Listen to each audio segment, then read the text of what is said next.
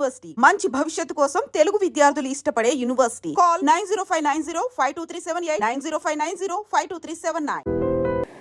ఒకప్పుడు ఆ యూట్యూబర్లు ఆ మీడియాని నమ్ముకొనే అధికారంలోకి వచ్చి తప్పుడు మాటలు ప్రజలకు చెప్పి తప్పుడు హామీలు ఇచ్చి అధికారంలోకి వచ్చిన ముఖ్యమంత్రి ఇవాళ ఎవరైనా ఆ కుటుంబం గురించి ప్రజల గురించి మాట్లాడితే సమాజంలో ఉండే వ్యక్తుల గురించి మాట్లాడితే తప్పు పట్టాలి. కానీ తన కుటుంబాన్ని తన్నెవరన్నా అన్నా ఎవరున్న ఆడ మగ అని చూడకుండా నేను బట్టలు ఊడదీసి కొట్టిస్తా అని మాట్లాడటం దేనికి సంకేతం అని చెప్పి ఇవాళ మేము ప్రశ్నిస్తూ ఉన్నాం.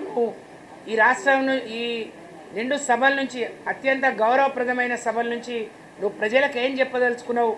నీ బుద్ధి నీ సంస్కారం ఇదని చెప్పదలుచుకున్నావా, లేకపోతే తెలంగాణ ప్రజలకు మరి ఏం నేర్పదలుచుకున్నావో చెప్పాలని నేను డిమాండ్ చేస్తూ దీన్ని సభ్య సమాజం మరి బుద్ధిజీవులు మేధావులు గమనించాలి.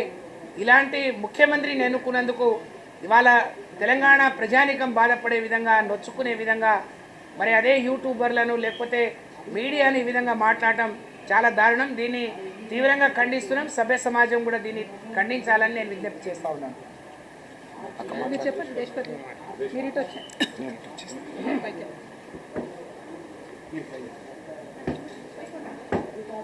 మిత్రులారా, తెలంగాణ రాష్ట్ర ముఖ్యమంత్రి గారి నోరు మార్చురీ కంపుకొడుతున్నది.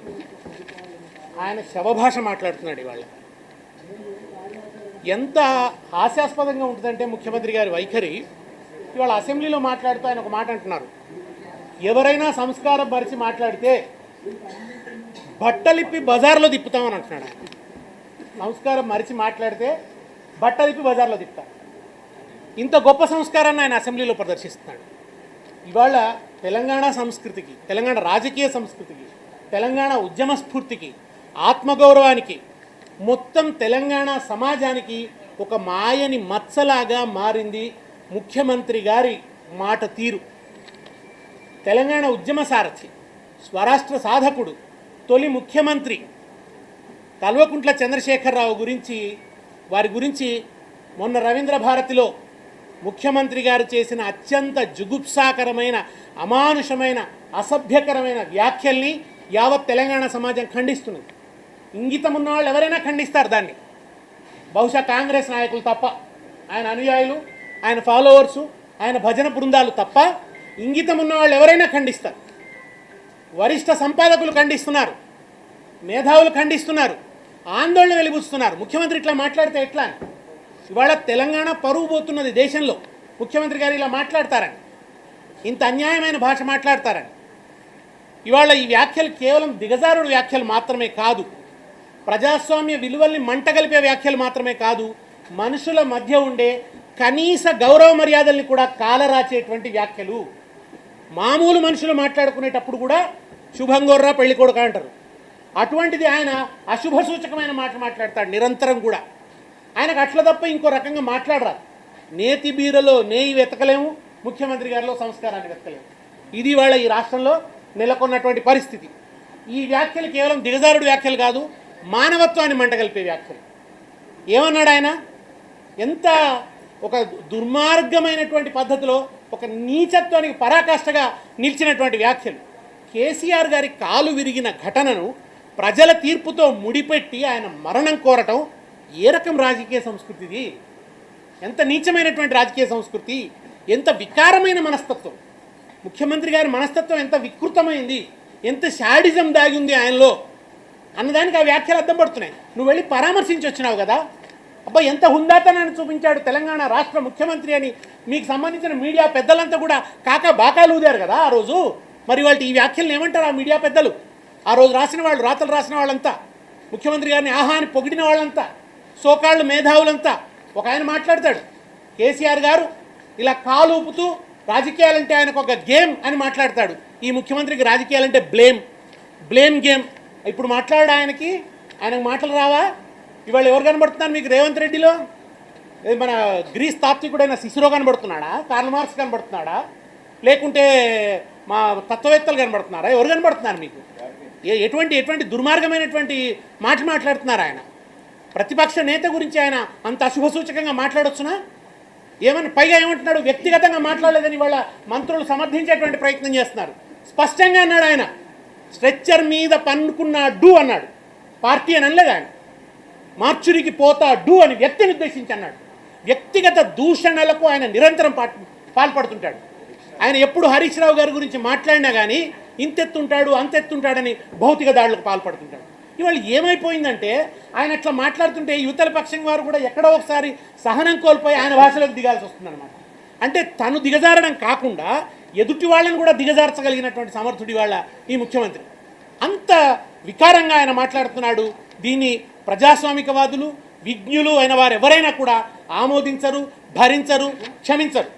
రాష్ట్రంలో అత్యున్నత స్థాయి పదవిలో ఉన్నటువంటి వ్యక్తి ఎంతో సభ్యతను సంస్కారాన్ని పాటించాలి, ఉదాత్తంగా కనబడాలి అవతల వాళ్ళకి, ఆ పదవికి తగిన హుందాతనాన్ని ప్రదర్శించాలి.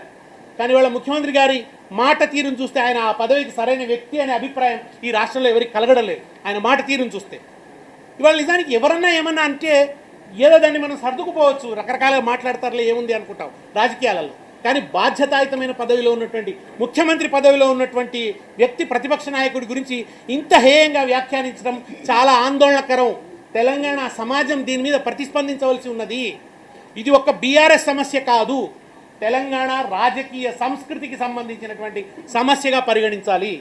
రేవంత్ అసహ్యకరమైన ధోరణి ప్రజాస్వామ్య వ్యవస్థకు అవమానం. ఎంతో చరిత్ర సభ్యత ఉన్న తెలంగాణ విలువలకు ఇది గొడ్డలి పెట్టు. ఆయన మాట్లాడిన మాటలు తెలంగాణ ప్రజల మనోభావాలను దెబ్బతీసేలా ఉన్నాయి. ప్రతిపక్షాన్ని గౌరవించాలనే నైతిక మర్యాదల్ని భంగపరిచాయి. తెలంగాణ రాజకీయ సంస్కృతిని దిగజార్చాయి. ఆడలేక మధ్యలో ఓడన్నట్టు తమ చేతకానితనాన్ని కప్పిపుచ్చుకోవడానికి ఆయన వ్యక్తిగత దూషణలకు దిగుతున్నాడు.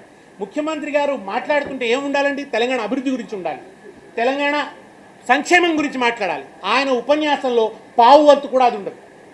ఒక 10 నిమిషాలు కూడా ఆ విషయాలు ఆయన మాట్లాడు. ఆయన ఇమ్మీడియట్గా ఆయన మొదలుపెట్టేది ప్రతిపక్ష నాయకుడి మీద ఒక వికృతమైనటువంటి దాడి. కేసీఆర్ గారి పట్ల నిరంతరం వికృతమైన మాటల దాడులు, ఆయన ఆరోగ్య పరిస్థితిని బేఖాతరు చేస్తూ నీచమైన విమర్శలు, పదవి అహంకారంతో మరణం అనే జుగుప్సాకరమైన వ్యాఖ్యలు. ఇలా రాష్ట్రాన్ని పాలించాల్సిన ముఖ్యమంత్రి ఒక ఉన్మాదిలా మాట్లాడడం చాలా విచారకరం. ఇది తెలంగాణ ప్రజలకు అవమానం. తెలంగాణ ముఖ్యమంత్రి ఇంత కుసంస్కారాన్ని దేశమంతా అనుకునే స్థాయికి దిగజారింది ఇవాళ తెలంగాణ రాజకీయ వాతావరణం. అందుకని ఇవాళ మేము డిమాండ్ చేశాం, సభలో డిమాండ్ చేశాం ఆయన క్షమాపణ చెప్పాలని. కనీసం ఎల్ఓపి గారికి మైక్ ఇవ్వమని అడిగాం. ఆయన మేము జరిగిన దుర్మార్గం ఏమిటి, ఎంత హేయమైన వ్యాఖ్యలు చేశారు, ఇవాళ నిజంగా చైర్లో ఉన్నటువంటి వాళ్ళు దాన్ని ఆమోదించగలుగుతారా? ఎవరు ఆమోదించగలుగుతారు? ఈ మాటల్ని చావును కొడతారండి ఎవరన్నా? ప్రతిపక్ష నాయకుల చావును కొడతారా? ఇట్లా ఎప్పుడన్నా జరిగిందా? ఎవరన్నా ఇట్లా మాట్లాడినారా? జానారెడ్డి గారి గురించి కేసీఆర్ గారు ఎప్పుడన్నా ఇట్లా మాట్లాడినారా? లేదు భట్టి విక్రమార్క గురించి ఎప్పుడైనా ఇటువంటి దుర్మార్గమైన వ్యాఖ్యలు ఎవరైనా చేశారా? ఎప్పుడైనా విన్నామా, కన్నామా? చరిత్రలో లేనంత అన్యాయమైన మాటలు మాట్లాడతామండి. ఎప్పుడో ఒకసారి మనం మాట మనకు జారుతుంది, అది ఎప్పుడన్నా ఒకసారి జరుగుతుంది. కానీ ఎప్పుడు జరుగుతుందండి ముఖ్యమంత్రికి? ఆయనకి ఎప్పుడు జరుగుతుంది అనమాట. ఆయనకు అది మాత్రమే, ఇంకో రకంగా ఆయనకు మాట్లాడరు రాదు. అది ఏమన్నా మరి ఏం డిఫెక్టో ఏమిటో అర్థం కావడం లేదు. ఆ ఆలోచనల్లోనే అటువంటి ఒక వికృతి ఉందన్నమాట. ఈ వికృతిని సభ్య సమాజం క్షమించదు. ఆయన ఇక్కడి నుంచి తన వైఖరిని మార్చుకోవాలి. ఇవాళ తెలంగాణలో రాజకీయ విలువల పునరుద్ధరణకు సంబంధించిన ఒక పోరాటమే జరగవలసి ఉంది. దీని మీద తెలంగాణ సమాజం స్పందించాలి, ముఖ్యంగా బుద్ధిజీవులైన వాళ్ళు స్పందించాలి. రేవంత్ రెడ్డి గారికి అండదండగా నిలబడ్డ వాళ్ళు, ఎన్నికల సమయంలో అండదండగా నిలబడ్డ మేధావులు మాట్లాడాలి. వాళ్ళు ఎందుకు మౌనంగా ఉంటారండి ఈ సందర్భంలో? చాలా ఎప్పుడన్నా కేసీఆర్ గారు అదాటున ఏదన్నా ఒక మాట దొర్లితే దాని మీద ఇంతెత్తులు లేచారు. అసలు ఎన్నెన్ని మాటలు యూట్యూబ్ల ద్వారా కేసీఆర్ గారి సందర్భంలో, కేసీఆర్ గారి పరిపాలన సందర్భంలో ఎన్ని మాటలు మాట్లాడినారు, ఎంత వికారంగా మాట్లాడినారు. ఇవాళ యూట్యూబ్లో ఎవరో ఒక రైతు మాట్లాడినాడు, అతనికి ఆ రకమైన భాష ఉంటుంది. కానీ ముఖ్యమంత్రిగా మనకుండొద్దు కదా ఆ రకమైనటువంటి భాష. మనం అట్లా మాట్లాడితే ఎట్లా? ఆయన చదువుకోలేదు, నిరక్షరాస్యుడు, ఒక మన భూమి నుంచి వచ్చినటువంటి వాడు. వాళ్ళ మధ్య అట్లాంటి భాష ఉండొచ్చు కాక, కానీ చదువుకున్న వాళ్ళం, సంస్కారం ఉన్నవాళ్ళం, విజ్ఞత ఉన్నటువంటి వాళ్ళం మనం మాట్లాడాల్సినటువంటి పద్ధతి ఇదేనా? సరే అవతలి వాళ్ళు మాట్లాడారని అప్పుడప్పుడు సమర్థించుకో చూస్తారు, అవతలి వాళ్ళు మాట్లాడినా మనం మాట్లాడొద్దు కదా. అది కదా ముఖ్యమంత్రి స్థాయిలో ఉన్న వ్యక్తి చూపించాల్సినటువంటి విజ్ఞత. కనుక ఎప్పుడు ప్రశ్నకు ప్రశ్న సమాధానం కాదు. ముఖ్యమంత్రి గారు ఈ వైఖరిని మార్చుకోవాలి. బేషరతుగా కేసీఆర్ గారికి ఆయన క్షమాపణ చెప్పాలి, వ్యాఖ్యల్ని వెనక్కి తీసుకున్నానని ప్రకటించాలి. తద్వారా ఆయన వ్యక్తిత్వం కాస్త పెరుగుతుంది ఇప్పటికైనా. ఎందుకంటే రోజు రోజుకు పతనం అవుతుంది, తెలంగాణలో రాజకీయ విలువలు పతనం అవుతున్నాయి. ముఖ్యమంత్రి గారు మీరు ఏమన్నారంటే స్ట్రేచర్ కాదండి, స్టేచర్. ఆ స్టాచ్యూ రాయినది చాలా దారుణంగా పడిపోతున్నది. కనుక ఇక్కడి నుంచైనా కానీ మీరు ఈ రాష్ట్రంలో రాజకీయ విలువల స్ట్రెచర్ మీద పడుకోబెట్టకండి. ఈ రాష్ట్రంలో రాజకీయ విలువల్ని మార్చురికి పంపకండి, సంస్కారాన్ని మార్చురికి పంపకండి. మార్చురి భాషను మార్చుకోండి ముఖ్యమంత్రి గారు, మార్చురి కంపు కొట్టకండి ముఖ్యమంత్రి గారు. జై తెలంగాణ. జై తెలంగాణ. జై తెలంగాణ. జై తెలంగాణ.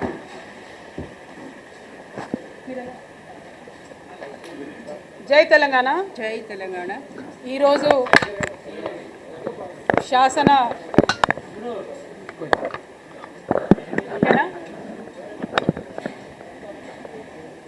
ఈరోజు శాసన మండలిలో మరి గవర్నర్ ప్రసంగానికి ధన్యవాద తీర్మానాలు చెప్పడానికి గౌరవ ముఖ్యమంత్రి గారు శాసన మండలికి వచ్చినారు. మరి వారు వచ్చినటువంటి సందర్భంలో మేము డిమాండ్ చేసినాం, మీరు కేసీఆర్ గారి పట్ల ప్రయోగించినటువంటి భాషను యావన్ తెలంగాణ సమాజం కూడా ఇవాళ వ్యతిరేకిస్తున్నది కాబట్టి మీరు క్షమాపణ చెప్పండి, ఆ తర్వాతనే మీరు మాట్లాడండి అని మేము డిమాండ్ చేయడం జరిగింది.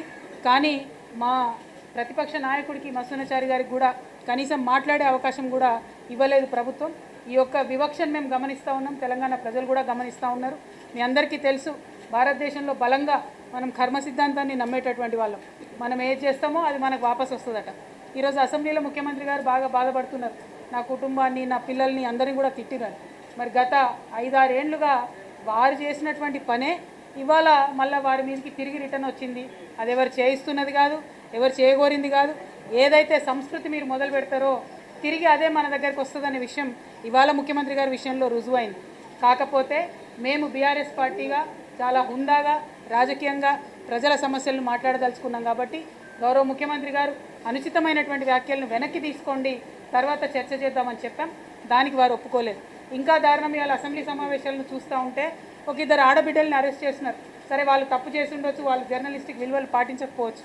కానీ పదే పదే ముఖ్యమంత్రి గారు ఎవరైనా సరే నేను బట్టలు కూడా తీసి వాళ్ళను బజార్లో ఊరేగిస్తాను అనేటటువంటి మాటలు మాట్లాడిన ఈ రోజు నిజంగా కూడా ఒక బ్లాక్ డే తెలంగాణ చరిత్రలో అని చెప్పి మనము అనక తప్పదు. ఎందుకంటే అసెంబ్లీ సాక్షిగా మీరు ఒక పక్క 33% మహిళా బిల్లు వస్తుంది, మహిళలు రాజకీయాల్లోకి రావాలని చెప్తారు, ఇంకో పక్క 1 కోటి మంది మహిళలను కోటీశ్వరులు చేస్తామని చెప్తారు, ఇంకొక పక్క అయ్యో నా బిడ్డను భార్యను నా కుటుంబ సభ్యుల్ని అందరు కూడా మాటలు అన్నారని చెప్తారు. అనుకుంటూనే మీరు ప్రయోగిస్తున్నటువంటి మాట నిజంగా చాలా మీ హుందాతనానికి సరిపోయేది కాదు. యథా రాజా తదా ప్రజ అని అంటారు. మీరు మాట్లాడిందే కింద వరకు పోతుంది, మీరు మాట్లాడిందే గ్రామాల వరకు పోతుంది, అదే యూట్యూబ్లలో రిఫ్లెక్ట్ అవుతుంది. కాబట్టి మనం మారడం దగ్గర మొదలు పెట్టుకోవాలి. ఎస్, మీకు బాధ అయి ఉండొచ్చు, కానీ అది మీరు మొదలుపెట్టిందే కాబట్టి అదే రిటర్న్ వచ్చిందని చెప్పి మేము భావిస్తూ ఉన్నాం.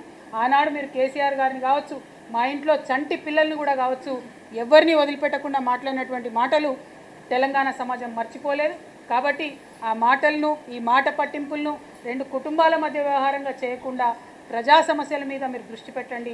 ప్రజానాయకుడైనటువంటి కేసీఆర్ గారి మీద మీరు మాట్లాడినటువంటి మాటల్ని వెనక్కి తీసుకోండి, మీ హుందాతనాన్ని పెంచుకోండి, ప్రజా సమస్యల మీద మాట్లాడని చెప్పి ముఖ్యమంత్రి గారిని మేము డిమాండ్ చేస్తూ ఉన్నాం.